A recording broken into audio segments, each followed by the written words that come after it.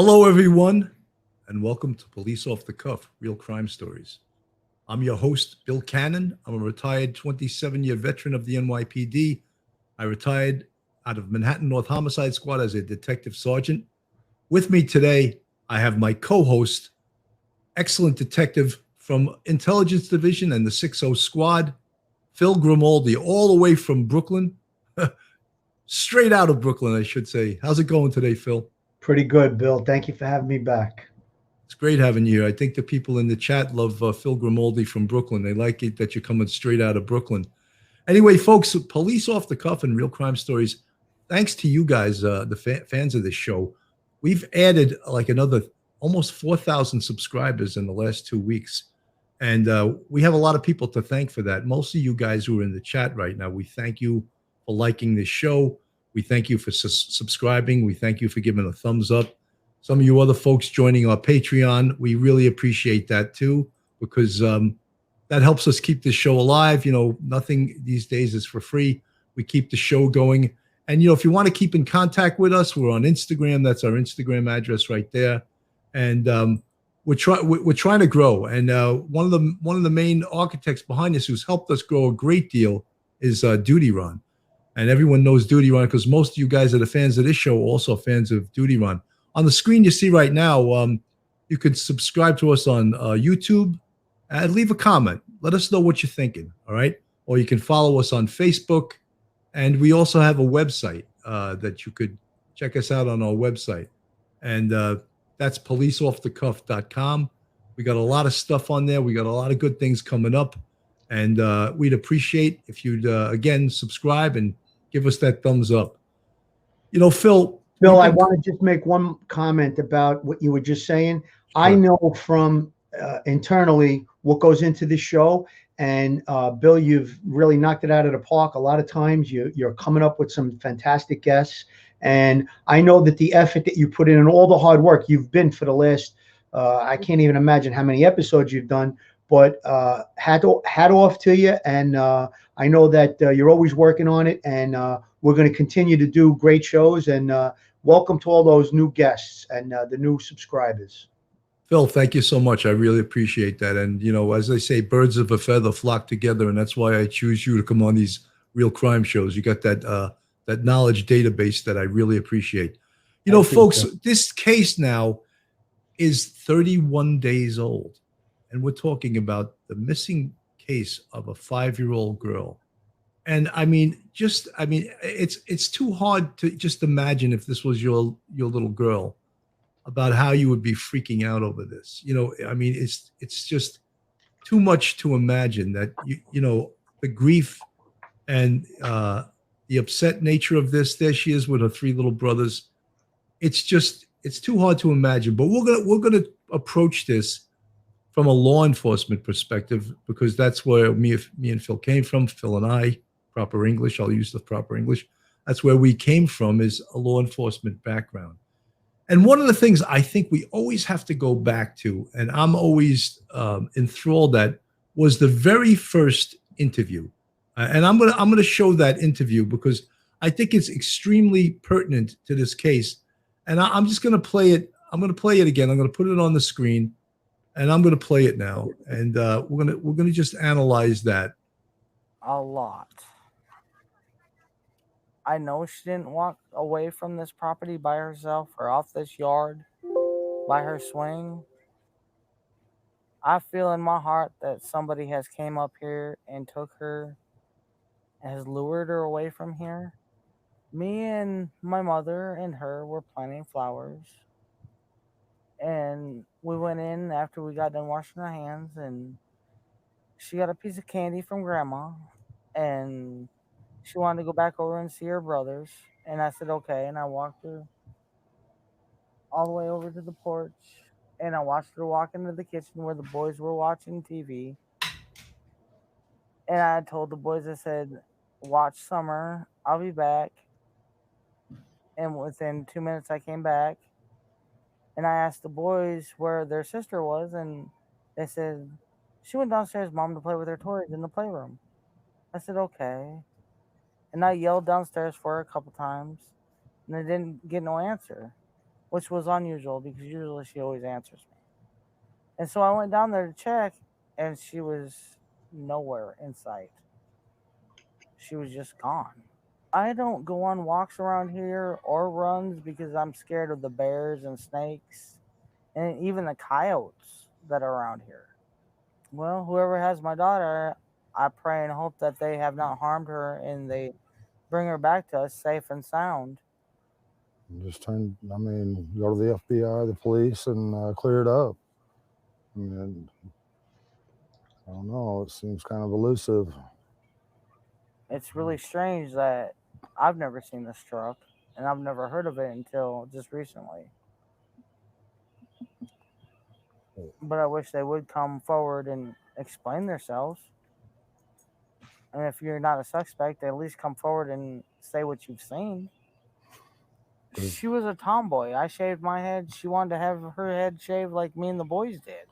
She tried to shave her head She tried in to the shave her back head and make herself. it, I think you can see it in some of the pictures, and it was getting out of control. So we decided to shave her head off and let it grow back long, and she shaved her head so she wouldn't feel bad, and but it didn't bother her at this point. Well, I knew right away that she was abducted. I knew that right away, and that's what I told them from the beginning. But they have to go through their, I forget the word. Investigation. They have to do one step at a time, I guess. But I'm sorry that they had to spend so many man hours in these woods and everything. I've seen them limping and everything else, and I feel for them. But I just wish there was a way that neighbors could search neighbors' houses, and then if they're not willing, get a search warrant or something. But there's just no way you can search every single house, in the eastern United States or whatever. But I wish there was a way.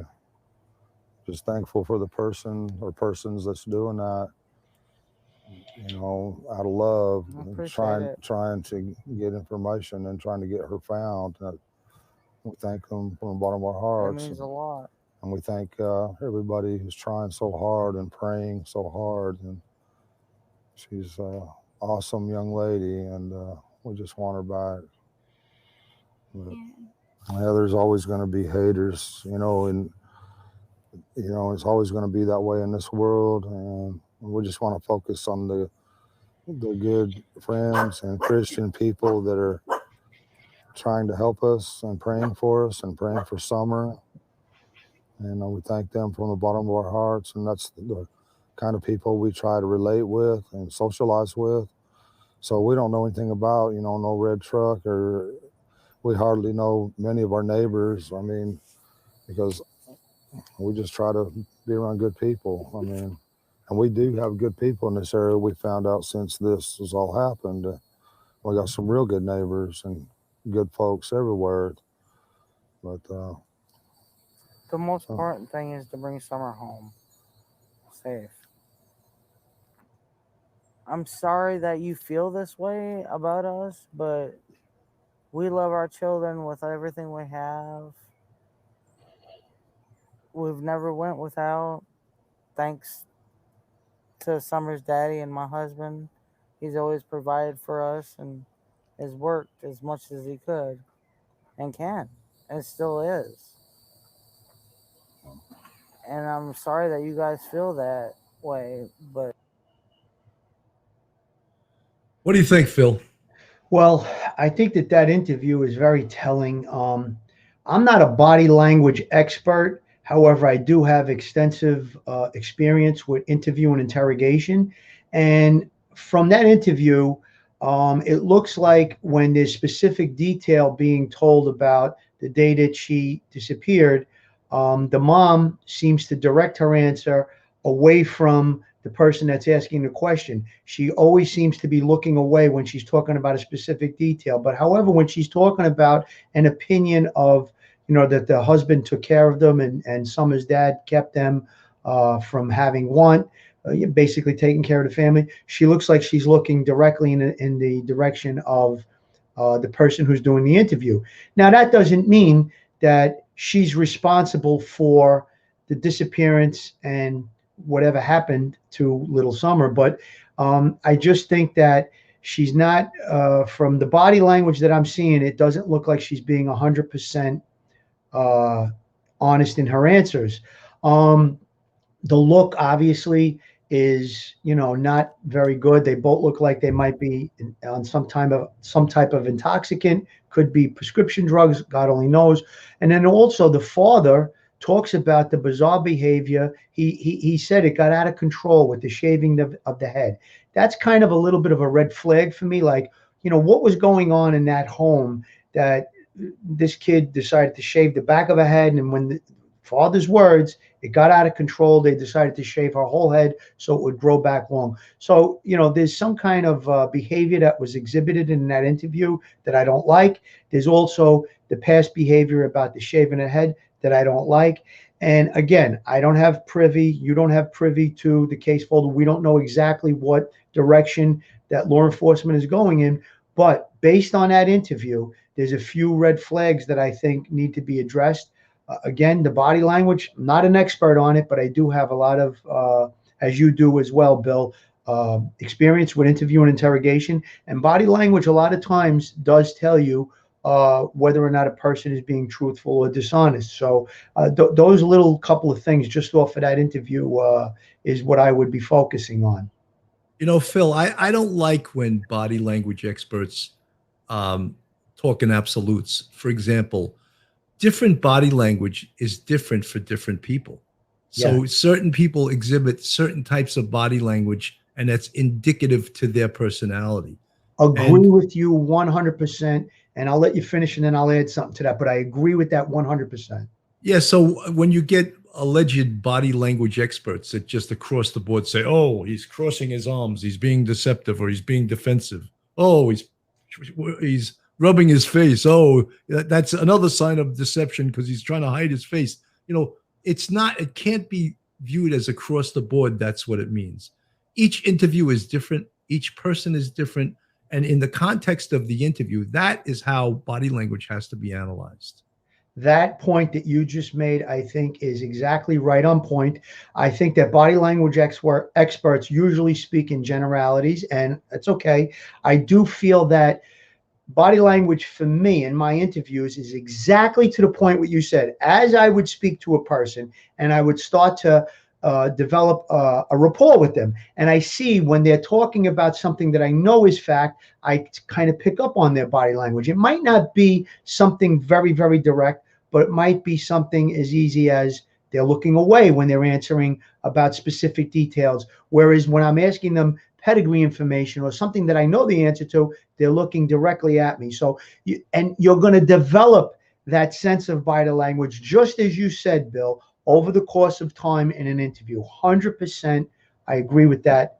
It's really, it becomes an art form, I guess you can say. As you're, doing this interview, you'll pick up on it. And from being an investigator, being a detective, it just comes naturally to you. But you made very, very good point there, Bill. Well, thank you, Phil. I did used to do this. I know, right? I did have a few years of experience doing this.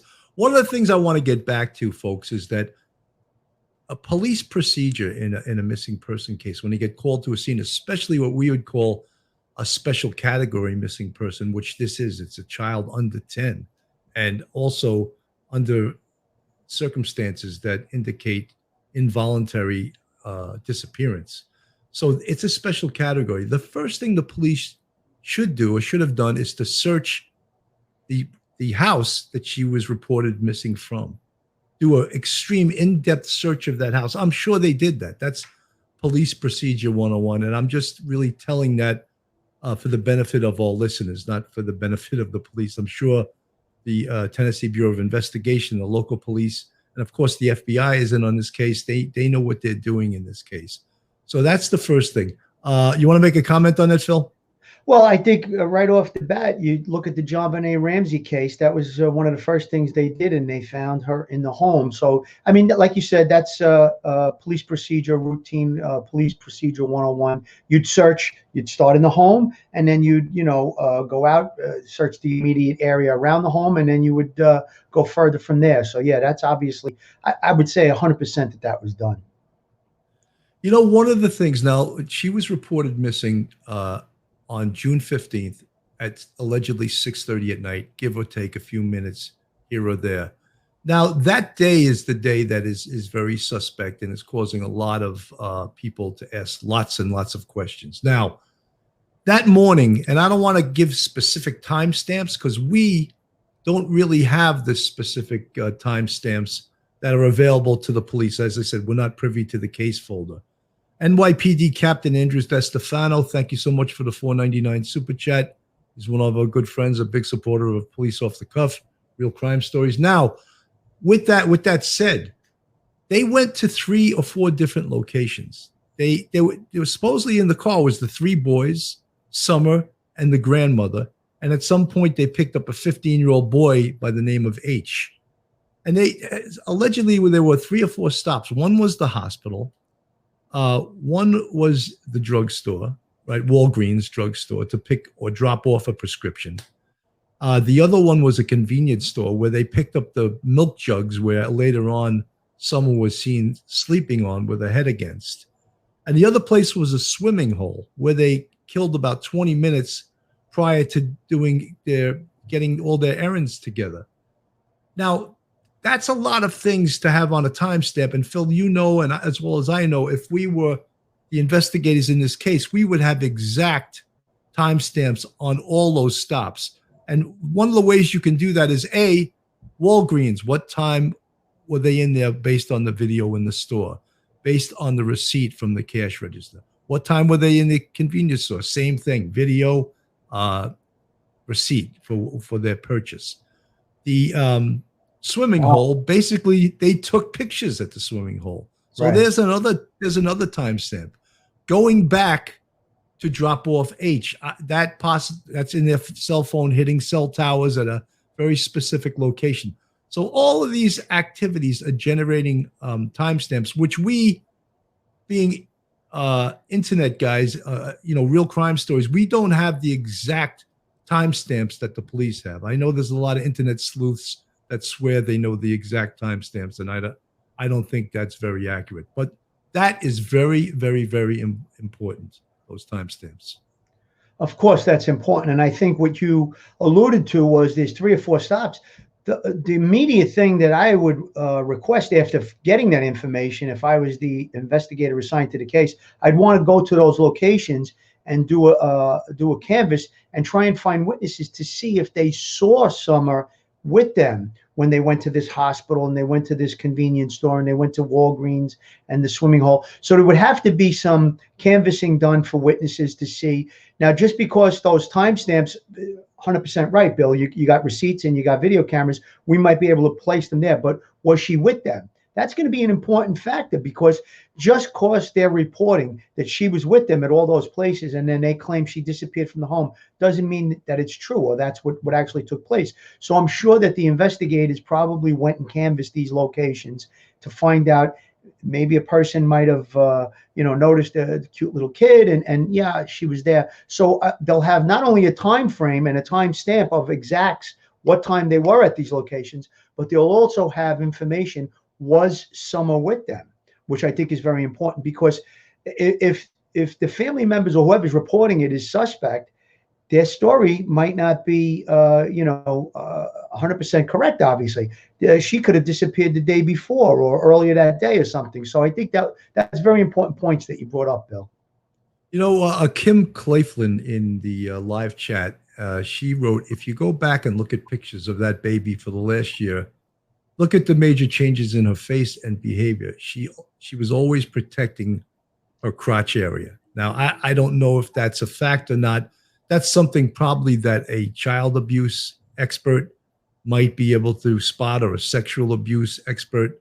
I didn't see those pictures where that was specifically mentioned, but Kim, I That believe sounds that. like a question for Irma Rivera, who was a specialty detective in Special Victims Squad. Yeah, I mean, special victims is a very unique type of investigative job on all police departments. And believe it or not, I've always considered those people to be really doing God's work. At least on the NYPD, there was two areas of special victims. One was sex crimes, and one was child abuse. And being a child abuse investigator is one of the most difficult Extremely investigations, difficult, absolutely. and not the investigation, but the toll that it takes on Sure. the investigator. Getting back to this, Phil, we don't have any clear timestamp, so at some point they all come back, and I just want to show. I have this picture's not all that clear, but I'm just because it's reproduced from a video image, a still video image. That's the famous picture, or at least famous on the internet, of someone's fallen asleep in the car.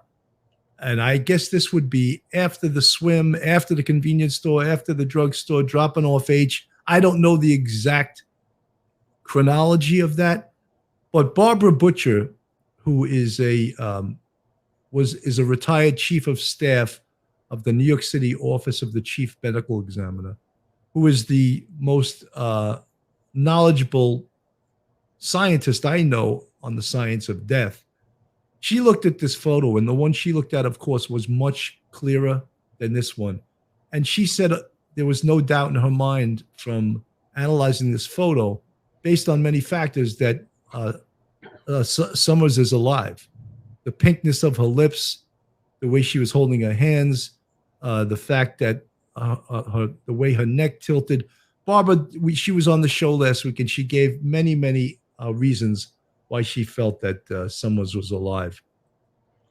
Yeah, I think the picture that we looked at when you had Barbara on, it was much clearer picture, and you could see the color of the lips, you could see the color of the skin, and those were the first two things that jumped out at me when I saw that picture when I was watching that episode.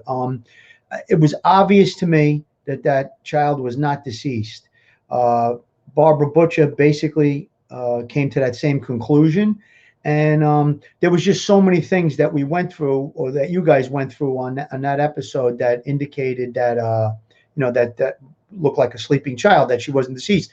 But again, with that picture, if the family's claiming that that picture was taken on the day that she disappeared, whatever cell phone they used to take that picture, there's going to be a timestamp. And as we learned from Mike Fabosi, that was on previously, that we can find out the exact location where the picture was taken. So if the family is telling us the picture was taken at 2:00 in the afternoon and we were at this location, and then from the cell phone, once we do a subpoena on the cell phone, it tells us that, or it tells us something different, we'll know that there's whether or not the family is being truthful in their answers to investigative questions.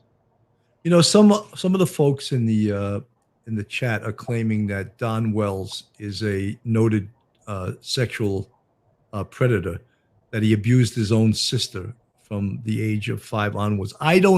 We specifically don't have the police records of that occurring. I can't, to me at this point, it's a rumor, and I can't just put it out there as fact. But there's many times I've heard this from different people on the internet in regards to this case, but until it's verified by law enforcement or child services, I can't really comment on that. What I can comment on is Don Wells certainly is no angel. He's got a record in 3 different states, and he has one of the big things, his criminal record is his domestic abuse criminal record. So he speaks softly and with purposefully, but he's not a nice guy. All right. He's been in prison, and being in prison doesn't necessarily mean you can't turn over a new leaf and become a new person. But I always go back to that saying by the great John Jay College professor, past conduct is very indicative of future conduct, Yeah, I like that. I like that saying, because it's obviously got some weight to it. that domestic violence case that you're talking about, it was only a few months before little Summer disappeared, where he appeared and she called 911, and the police came and they arrested him with an illegal handgun.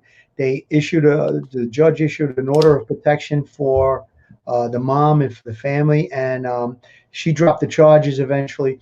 So there's obviously there's a history on both sides of the parents in this case, the mother and the father, with criminal records and past history and behavior. So I'm sure that that's being looked at, and there's going to be a successful conclusion to this case. I feel very strongly about that. Yeah, I do too. Ladybug asks, could the white buckets with flowers near grandma and the white buckets in the red truck be connected? Well, we can't really connect them until we have the red truck. When you're talking about linkage, and that's what you're talking about, evidence linkage, to compare one piece of evidence to another, you have to have both pieces of evidence. Sure. So Ladybug, great question, but that's the answer. Unless we have the red truck, we can't connect the dots there. Bill, I want to say something about the interview that you showed with the two parents. When they talk about this red truck, they almost dismiss it, but make out that that's what happened. She was abducted, So that's another indicative thing in the interview that's a little bit that I would have pressed on if I was the investigator. I would have called them in and said, when you spoke about this red truck, you kind of dismissed it, but you're very positive that little Summer was abducted. So I would try to get into that kind of line of questioning. Folks, if you're new to this channel and you're not subscribed to Police Off the Cuff on YouTube, please do so. Just hit that subscribe button, give us a thumbs up. And we're also, of course, on Facebook. You want to make comments, you want to speak to us, you want to send comments to us. I try to answer as many comments as possible. However, if I answered all of them, I would do nothing else but that. We're starting to get a big audience. I'm very happy about that. And folks, when we talk about our perspective on this, we're talking about from a perspective of experienced investigators. But besides my 27 years on the NYPD, 16 of those years I was in the detective bureau, and I started out in robbery. And then I went from robbery to a precinct detective squad where you investigate everything. And then from the precinct detective squad, I went to the homicide squad. So I have a great deal of investigative experience, as does my co-host, Phil Grimaldi, and he could just give you a quick little blurb on his experience. Yeah, I retired after 22 years on the police force, and I only spent about 3 years in uniform before I went into a plainclothes assignment, which was anti-crime, which you did as well, Bill. And I did that for about 2 years. Then I went right into the investigative track. I was doing robbery investigation for a couple of years, for about 2 years. And then I went into, like you said, the precinct detective squad. I spent a large chunk of my career in the detective bureau. And in 2001, April, I was assigned to the intelligence division. And around 9/11 is when I was assigned to do just counterterrorism investigation until I retired in 2003. So, I mean, my career, and as well as your career, we've had a large taste of everything that the NYPD can throw at you.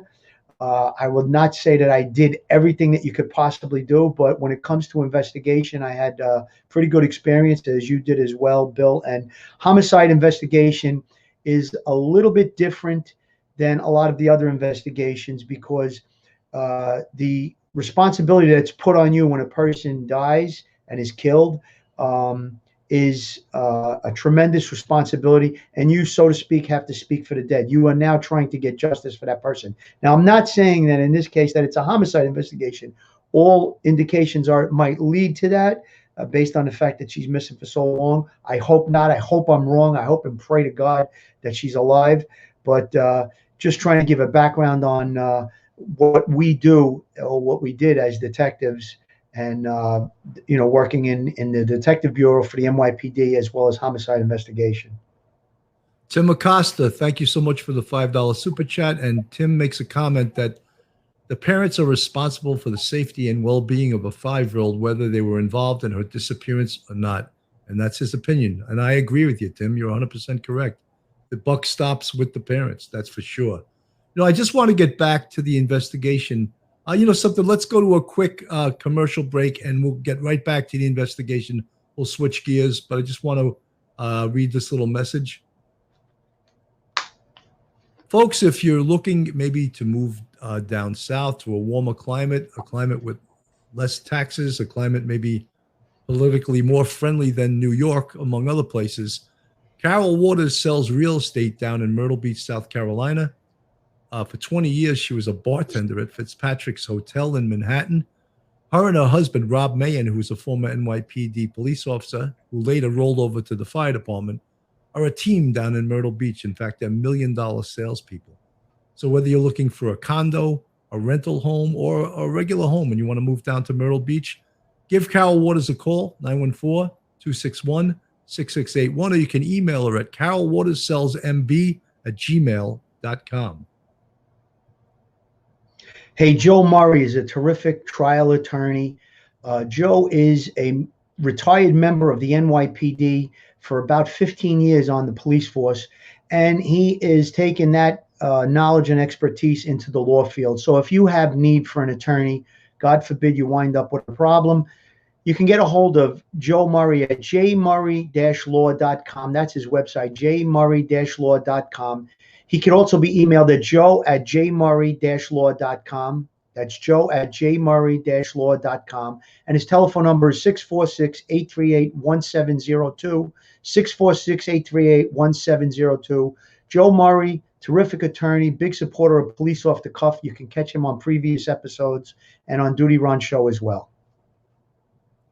Thank you, Phil. One of the things I wanted to get back to is that we talked about the timeline and all the errands they did on that day, Walgreens, stopping off at the hospital, stopping off at the swimming hole, stopping off at the hospital stop for? Do you know what that was about? Yes, it was for the grandmother who had something wrong with her leg.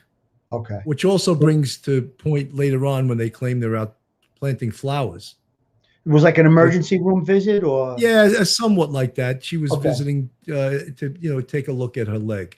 Okay. Anyway, my whole thing is at some point they drove home after all these errands. We don't know specifically, again, the timestamp. When did they go home?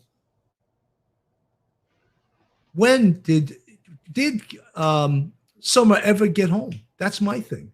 How do we know that she ever returned home other than Candace's word that she went home and Candace's word that she was planting flowers with her and the grandmother, and at some point she went into the house, the boys were there, she went down to the basement, and that was the last time she was ever seen. So to me, and I've said this before, the most important interview is of those three young boys, because you should be able to get the truth out of them. Did they ever see their sister? Did they ever say, how about the grandmother? Were they, I mean, obviously, Phil, we know you got to interview people separately. You could never interview people together, and that's for the benefit of all listeners. People always have to be interviewed separately, or else they'll try to get their stories together and say the same thing, and that's why you interview them separately. But to me, the interview of those three boys is almost like the smoking gun interview. Yes, that's definitely key, because that will determine if Summer actually did make it back to the house that day. And, the theory that the family seems to be pushing is that she was abducted from their location, from their property. And I find that highly suspect, only because, now I'm not saying it's impossible, only because it was the middle of the day. There seemed to be, according to their statement, some type of activity that was going on. So for a person or persons to come onto the property and to abduct a little Summer doesn't seem very likely to me. And I think, Phil, just on the screen, you're looking at the aerial view of their house. Right. And listen, is it possible that someone could have snuck up there and grabbed her quickly and retreated with her?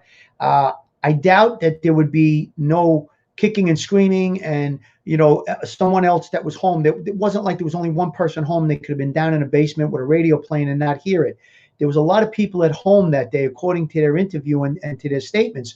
So I think you made a great point that the key is the younger kids and the grandmother to give a timeline and to tell us that they saw her there, that she was there, and to back up the statements of the mother and father saying that we were doing this and we were doing that, and the little Summer went downstairs and we never saw her again. So I think that's very, very important. Again, I'll stress this. Not impossible, an abduction, not impossible, but I think it's unlikely based on what we know, looking at the terrain, looking at the area, and knowing that it was early evening and there were a lot of people home. And I just think that it would be very unlikely that that's what occurred. Not impossible. I could be wrong, but it just seems unlikely to me at this point. You know, Phil, with the remoteness of this house, look at the aerial view. Look at the woods and the forest and the nasty terrain all around there. You would have to go there on purpose. You wouldn't just bump into this house, being on some, main road and bump into this house. You would have to go there purposefully. So if it was an abduction, the person would have to know about this house and know about this 5-year-old girl. That's why I always felt that and I still feel the answer to this case is in the circle of Candace and Don. Yes, I agree. It would have to be a targeted abduction, meaning someone would have to have known the terrain.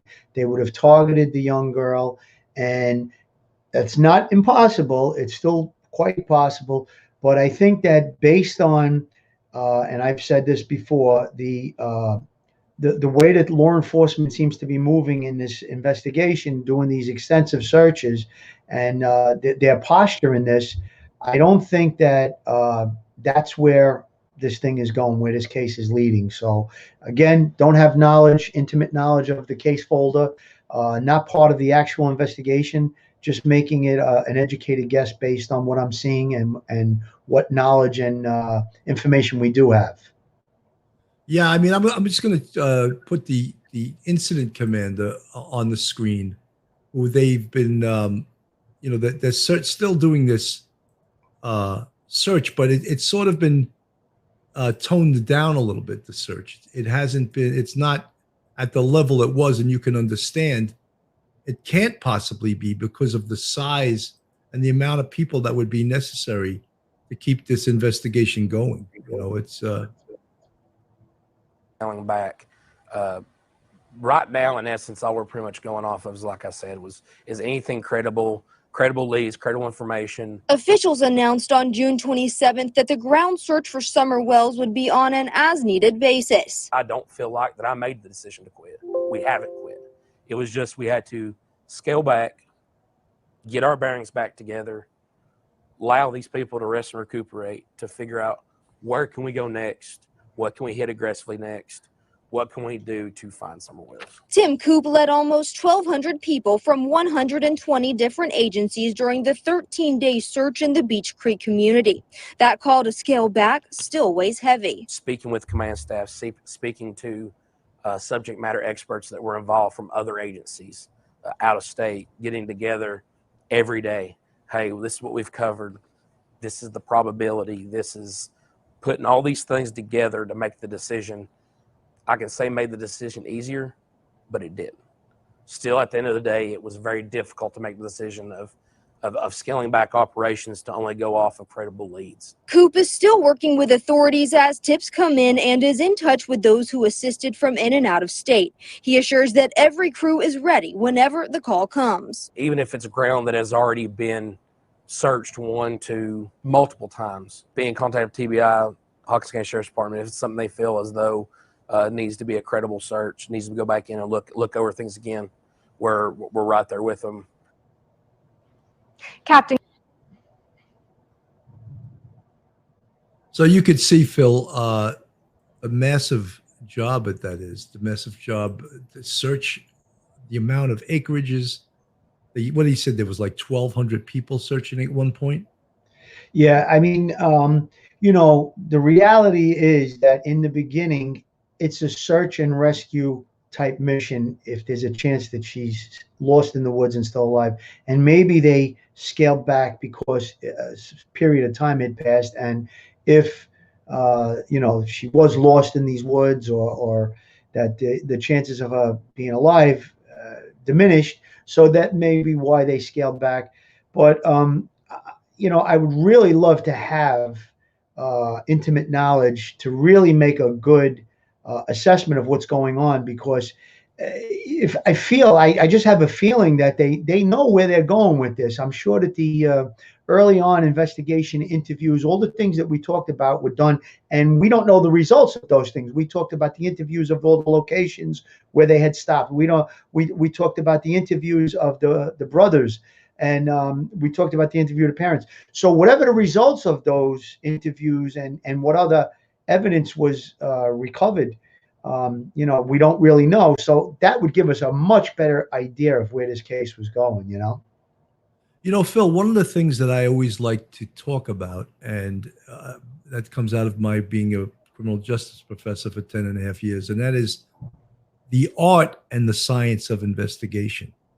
And the art of the investigation, of course, is all the policing skills, interview, interrogation, just regular police work, police procedure.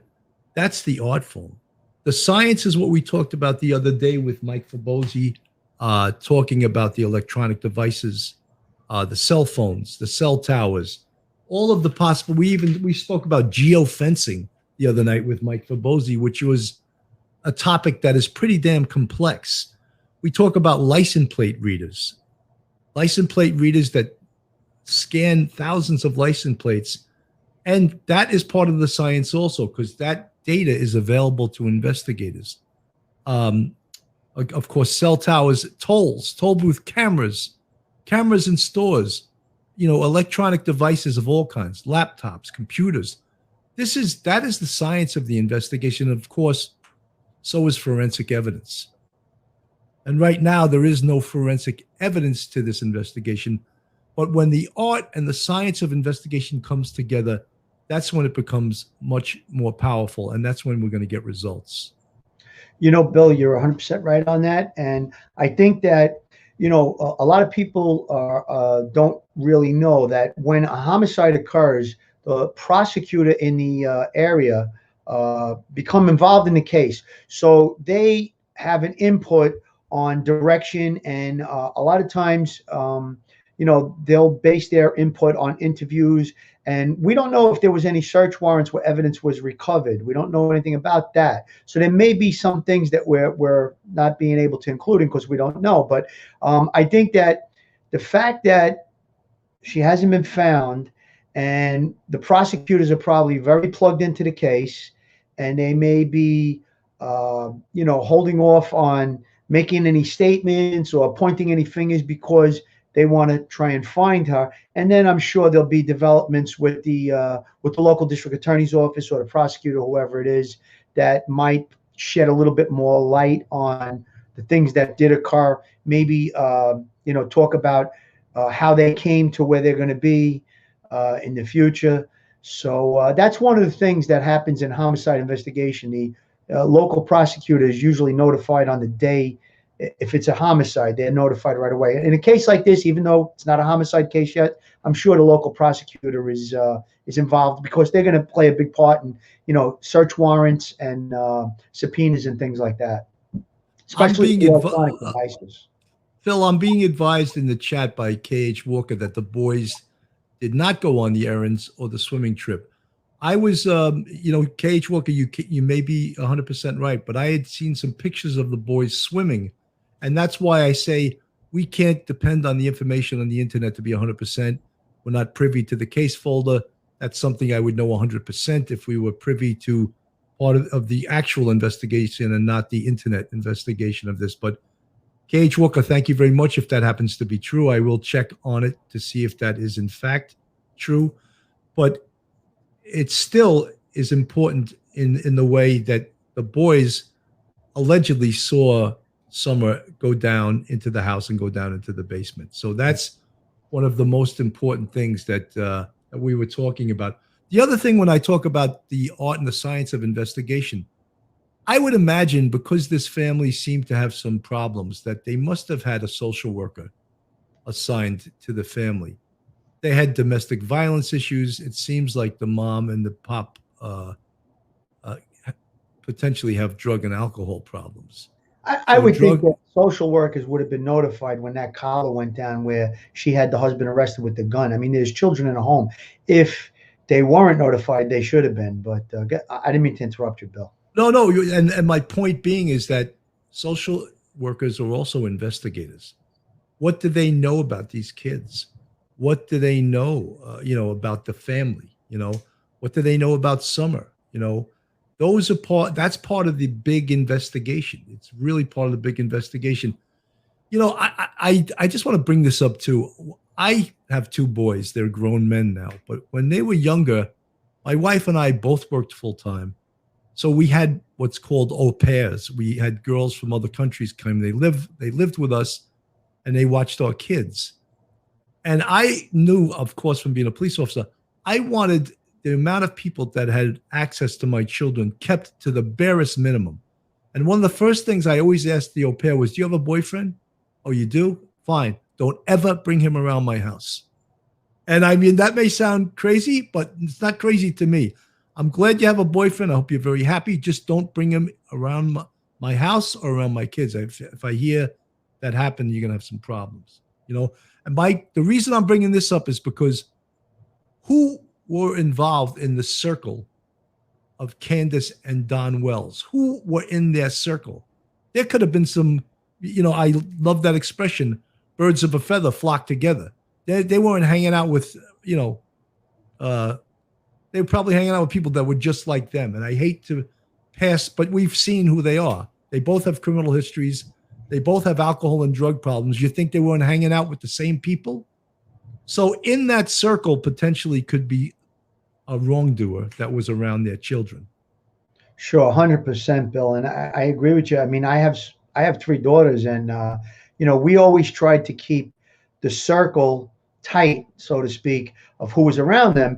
And in this day and age, sleepovers and this and that. And I would always point the question, and I would always have the conversation with my wife. If our daughter is going to sleep there, who's the brother? Who's the cousin? Who's the dad? Who's going to be home in the house? Those are all very important questions. And listen, we're safety minded because of our background in law enforcement, but also we know from the last 40 years, 50 years, whatever it is, of all these horrible things that took place. So you try to be a little bit more security conscious when it comes to your children. So and obviously, like you said, the circle around the parents, whoever was close to them, could possibly be responsible for the disappearance of little Summer. Phil, that's where the answer is. I'm telling you that right now. And I've discussed on this show, and I've discussed on Duty Ron's show, the concept of victimology. And victimology is very simply the study of the victim, which includes a huge backgrounding on the victim. Find every single thing about the victim you can possibly find out. Better Angels, thank you so much for your $14.99 super chat. And I'll read your comment. Thank you for your professionalism and service. Really appreciate your sharing and experience. Thank you, Better Angels. And I appreciate you and your support. If you haven't subscribed to Police Off the Cuff, please do so. I'm Bill Cannon. I'm a retired NYPD homicide sergeant. And with me is retired Detective Phil Grimaldi. I hesitate to say second grade because someone the other day accused me of saying Phil was a second-rate detective. No, there's on the NYPD, there's grades. There's third, there's second, there's first. A second-grade detective on the NYPD makes sergeant's pay. So it's nothing to sneeze at. But I just hesitated to say that again, Phil. I hear you. And obviously, that's not the case. We're good friends, and we have a professionalism between us with regard to the show. And I just look at you as a colleague and a good friend.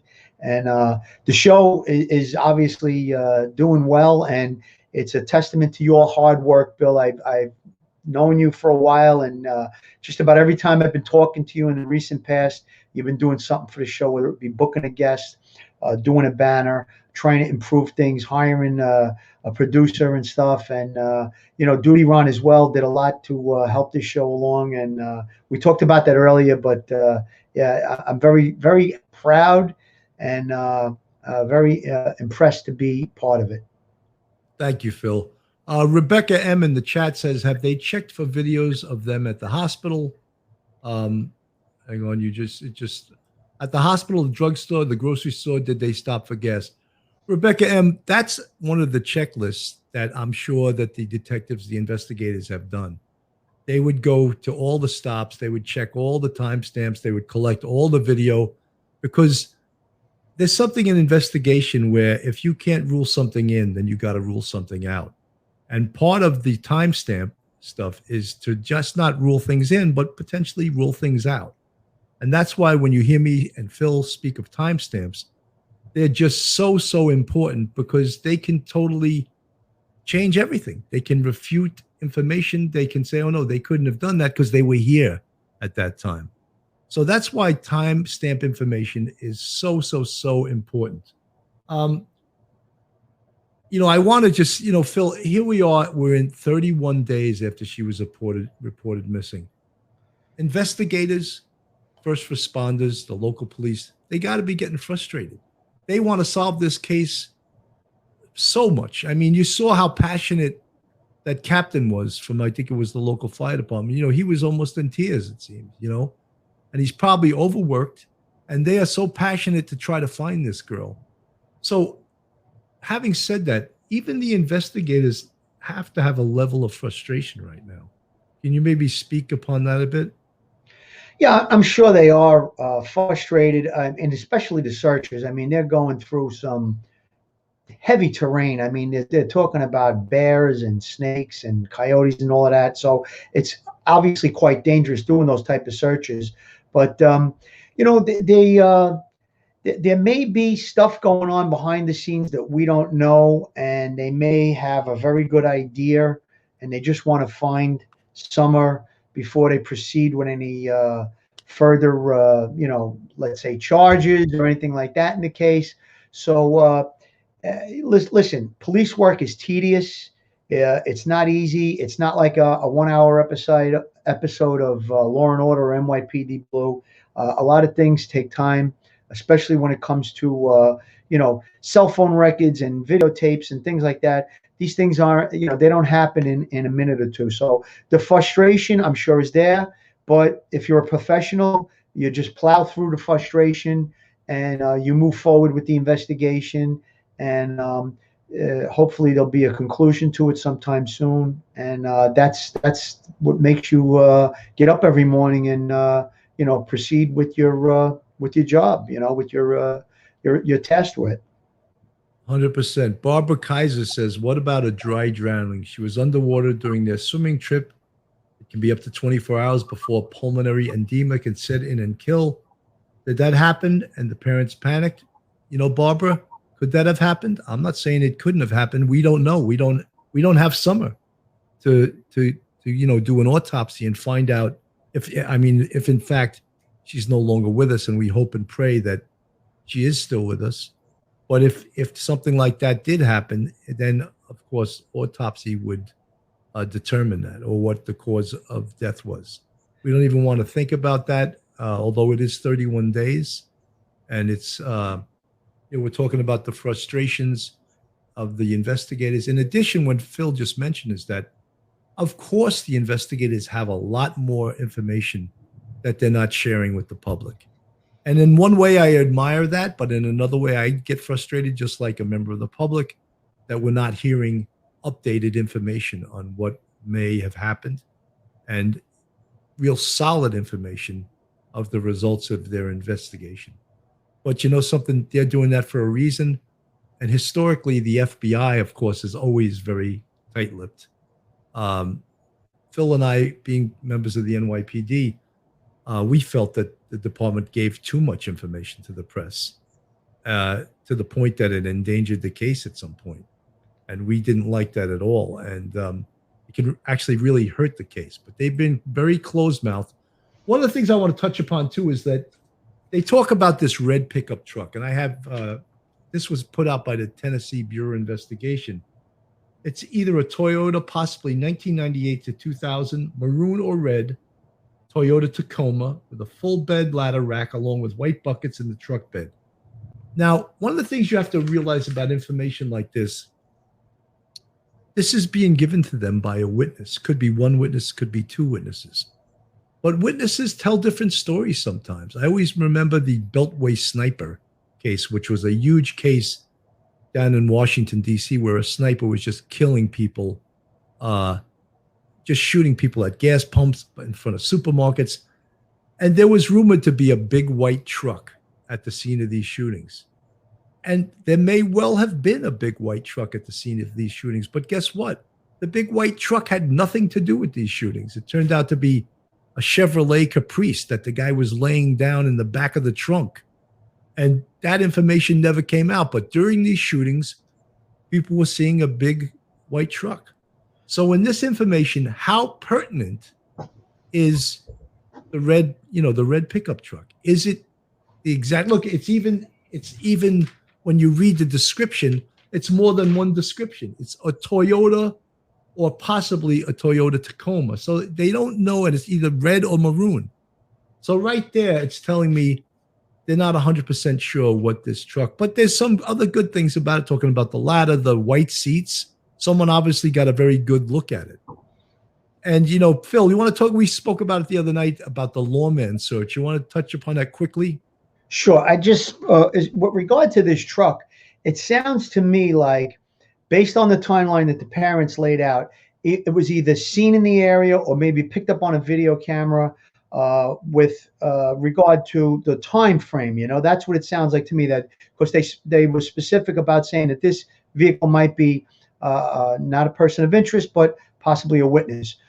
So it sounds like maybe they picked it up on a video camera or a witness saw it in the area. That's where that information come from. And it was pretty specific. A lawman search in New York City, what we would do is, if it was this case, it was in New York, we would work with the Department of Motor Vehicles and say, can you give us all Toyota Tacoma, either red or maroon pickup trucks between the years of 1998 to, let's say, 2002, because they described it as the late 90s, early 2000s.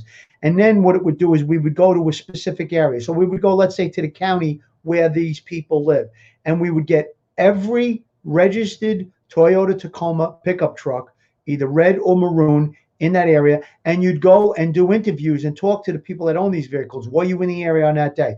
It might be as little as one or two. It might be dozens. The more information that you have on a vehicle, like if you had partial plate or you had something more specific like the exact year, let's say, you'd be able to narrow it down. But when you do a general, what's called the lawman search, it's a great tool because it gives you any vehicles registered. Now, you might wind up with a fat zero and there's no vehicles registered in that specific area. Then you would expand the search outward, let's say to a couple of the counties or the whole state. And it's just something to do to interview. Now, they talked about the ladder in the back of the pickup as well as white buckets. So during your interviews, if you got, let's say you got a dozen of these and you sent investigators out to go do interviews, if you saw the truck and you saw the pickup truck, you saw the ladder and the white buckets in the back, you'd know pretty safely that you might have the truck that they're speaking about. So if you talk to that person and they're being evasive and say, no, I wasn't, we haven't moved the truck, or I'm not in that area, now you have a little bit more to go on, so you'd be a little bit more substantial in your interview of that particular person. But that's basically how lawman search works. Phil, I think that you explained it pretty damn well. One of the things that's a favorite investigative tool, and one of the things we always talk about on the NYPD, is shaking the tree. And it's just sort of a metaphor for shaking the tree and what something's going to fall out when you shake the tree. And one of the things we do all the time, of course, is debrief people who are arrested. People are arrested, a huge source of information. And let me extend that to people who are in correctional facilities. They may have just gotten there or been there for 30 days or 20 days. They may have information. People in correctional facilities have nothing to do but talk. And lots of them have information. Some of them have good information. You may even want to send some detectives to the local jail or local prisons and talk to some of the inmates. Liaise with corrections, with probation, with parole. Of course, we spoke about interviewing all sex offenders in this area, right? 100%. Criminal histories, people that just were released from prison.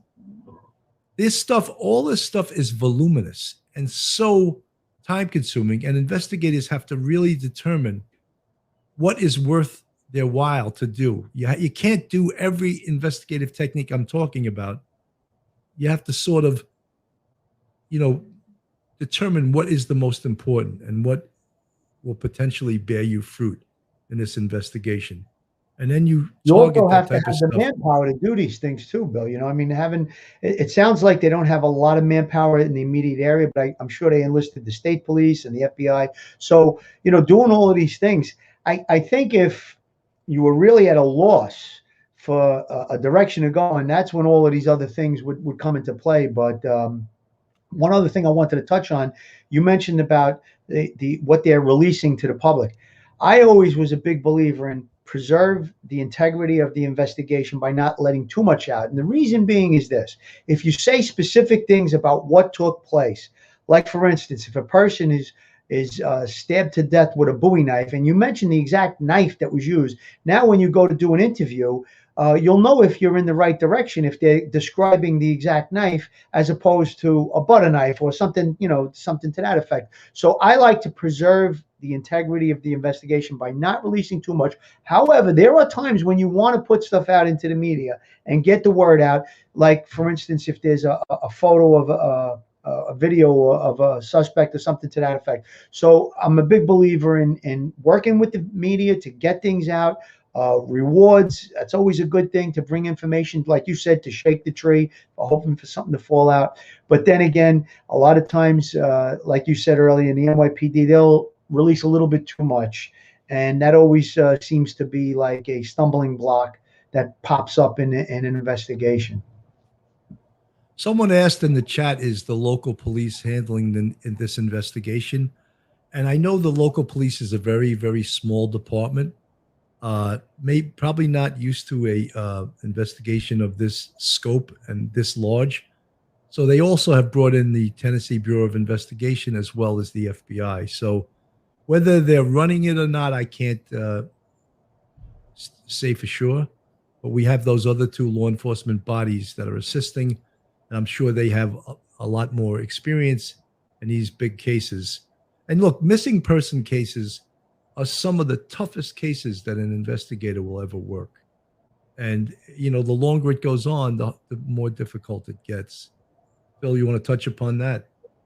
Yeah, I mean, listen, I talked about the time frame when it's a search and rescue mission as opposed to a recovery mission. I mean, that just is it's common sense, so to speak, But to touch a little bit about what you just said about the manpower, us being part of the NYPD, a big city, a lot of these cases, they would happen on a frequent basis, whether it be a missing person, a kidnapping, a straight up murder, all the different things that we were experienced with. And a lot of times when these cases would happen, all the necessary units that they have within the police department would respond and jump right into action. Like when I worked in Coney Island, anytime there was a shooting or a murder or something that was, very, very, we had to immediately jump on it.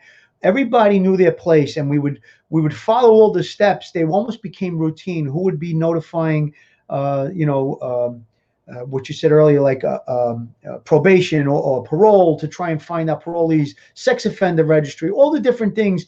And these are the things that happen in these type of cases. Missing person cases are very, very difficult to investigate when they're straight up. I'm not talking about a runaway or something like that. But a case like this is obviously very frustrating and difficult to work on. But based on what you just said, that it sounds like the state police and the FBI are involved. I think that their expertise and their manpower would greatly help. And, not trying to take away anything from these local investigators, but, sometimes having it happen and being, exposed to it numerous times, you get a lot better at it, as opposed to having only one or two major investigations a year, let's say. So, I think that that's a big factor in this case. Phil, having said that, I know that, at the beginning of this case, there was like 1,200 people searching, and they've since scaled that back. And I would imagine they also, I don't know the number of investigators, but that would always be a lot bigger in the beginning, and they usually scale that back too. But one of the things is sometimes more isn't always better, especially in an investigation. Sometimes you need to fine tune it and have, a circle of investigators reporting to each other, discussing the case.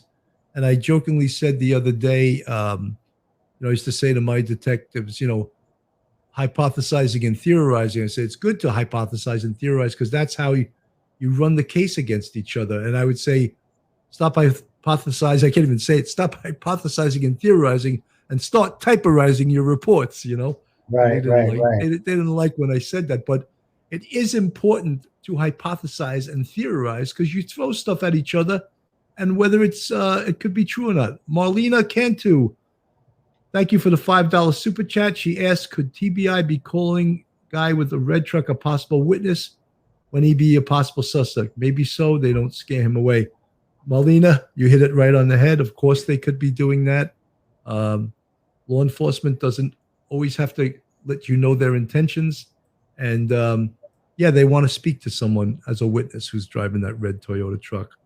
No doubt. And, as I said, that information could be, it could be very pertinent to the investigation, or they could be trying to eliminate it as a potential suspect or as a potential witness. But it's always very important.